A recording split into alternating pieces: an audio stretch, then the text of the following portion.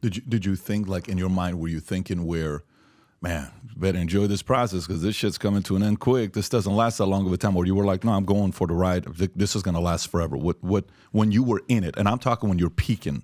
Yeah. Well, that was the hardest part, is peaking. That was really, really the hardest thing. There was, because it's like, oh, God, it was a whole other world that I wasn't prepared for. I don't think anybody who gets to that level of fame, you're never prepared for it. And, everything turns on its head. Nothing you ever thought remains. How crazy was it? Like, for, you'll in life, they say there's levels, right? Hey, you're making I'm finally making six figures. I'm 26 years old. Oh, wow. You walk into a room, real estate office, another guy's making $1.2 million. Oh, my goodness, I will never make. You make $1.2 million. I wonder. Walk into a room, guy just closed a $10 million cash. Yeah.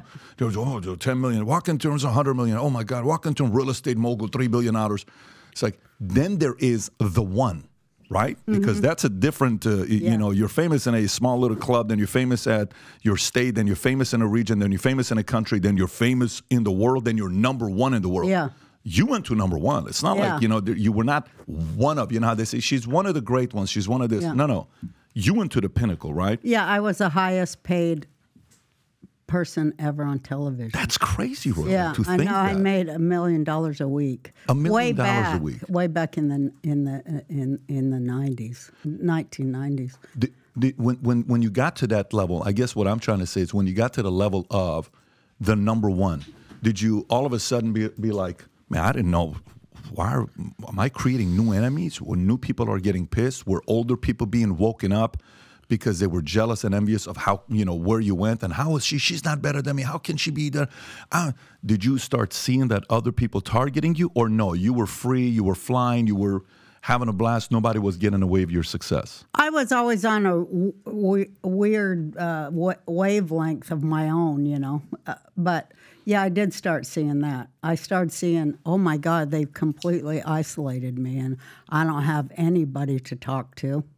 I don't trust nobody around me. That's it. And things are disappearing out of my house.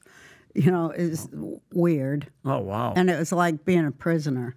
Like when I think of those, I don't mean to compare myself to that, but when those girls got held in that house for 10 years I can't remember. Ohio, basement? In Ohio. Yeah. It was kind of like that. And you couldn't say anything because they were all hooked up together, like Kanye says.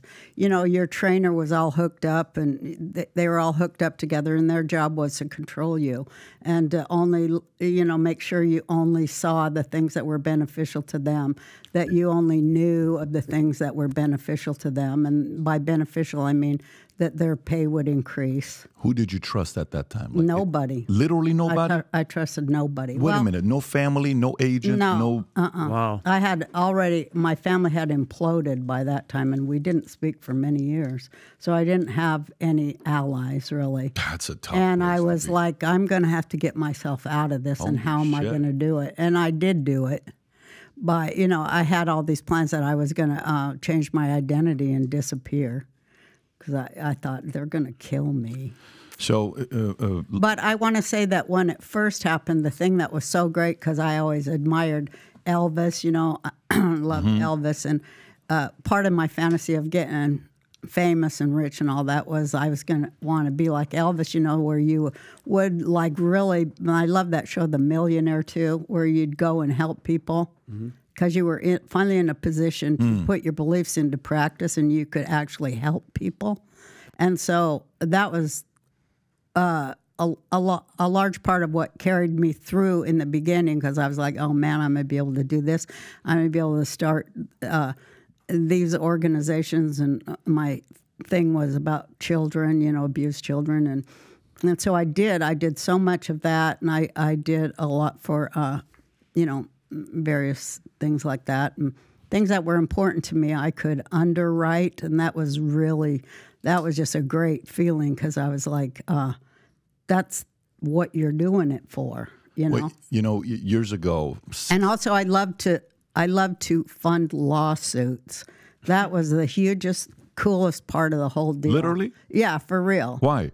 Because I just was on this thing for justice, and I was like, oh, hell yeah, I'll pay for that lawsuit. What type of lawsuits were you Oh, enjoying God, funding? I did a lot of lawsuits. I did one lawsuit before I was even famous that went to the Supreme Court, and we won. I didn't find that out for 15 years, but that we had won. But What was the case? it was about nonprofit organizations, and that's a whole other story. But, whether they can use the word revolution or reform. Mm-hmm. So that's a whole long thing. Roseanne, when you're...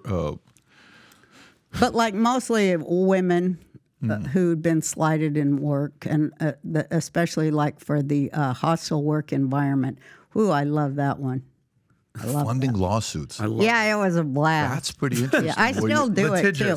I funded one on an Indian reservation too, to be able to legalize their ability to grow cannabis, and we won that. Great. I just wanted to be.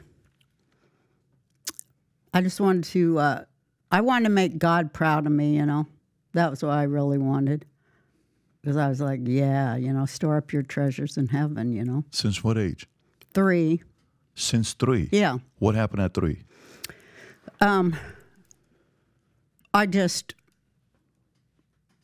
had like a big spiritual awakening. I don't know if you call it awakening, but an experience at 3 that like set my tone for the rest of my life that I've never gone astray from, about just doing, I wrote about it in a book. I wrote a book called Roseanne, and I talk about my personal relationship with God in that book, and how God was my, all kids have an imaginary friend, and mine was God, but it really was. And I would always talk to God, and he would answer and everything. But in the book, I'd say, why don't you fix things? I'd say, all you have to do is move one of your fingers and you could solve all the world's problems. And that God answers me, goes, I don't have fingers, Roseanne, but you do. And he said, and you should really be glad that I gave you the opposable thumb, so it can really help you to do things in the world. And, those are the kind of conversations I had. But I grew up in an apartment house with Holocaust survivors in Salt Lake City, Utah, that my grandparents had sponsored over from camps. And so I heard horror stories from the age of, before I could even probably walk. And at age 3, I just felt a presence, and it told me that I was going to live and that I was going to tell. And, I did, and I did. How chaotic was your life at 3? Well, it's terribly chaotic. In what way? Well, every Friday night, these people would come to my grandma's house, and we'd have Shabbat dinner. And my grandma had a windowsill, and I would get up there and entertain because, I was a big show-off. And my family lied to me and told me I was better than Shirley Temple. And I really believed them till I was about 12, and then I was so angry when I found out that they were liars. But well, they were partially true, though. I mean, you were number one. Right. You became number one. If you think about it, that. I guess, yeah. But I really thought I was doing the Good Ship Lollipop song and dance better than Shirley. But, yeah. But I did get him to laugh, and I got him to applaud, and I just was turned on by that I could take some miserable people and make them happy for a little while. And that made me feel so strong and so good, and that is what I do.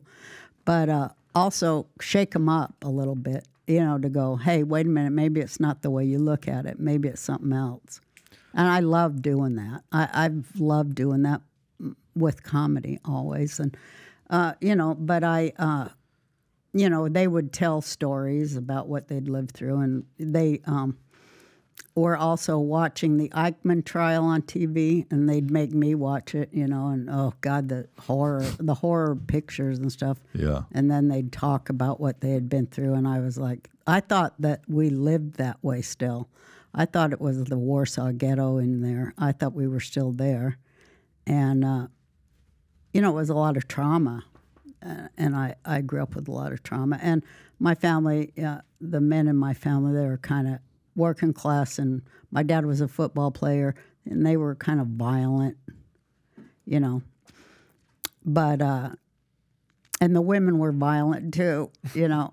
You had to really be funny to keep from getting hit in my family. You had to be funny to keep from getting hit. Yeah, if you made them laugh, then they wouldn't hit you. That's a pretty high standard for comedy. What a tough room. You better that joke better be good. They're laughing, they're not hitting. Yeah, so I kind of learned to tell jokes. And my dad was real funny too. He wanted to be a comic. He kind of made me one. And so I always had comedy, and I loved it because I thought, oh boy, that's the only place you can tell the truth about anything. And I loved that in history, the comic, the fool, the jester was the one that once a year could go into the king and tell jokes about the king to his face, and he'd have to laugh because all the people were watching. And that was what made him beloved to the people, because he had a sense of humor about himself. Like Don Rickles would go in front of Reagan and just crap on everybody. Yeah. That was... What a job. What'd you do today? I just made fun of the president. Yeah. So if you like this clip and you want to watch another one, click right here. And if you want to watch the entire podcast, click right here.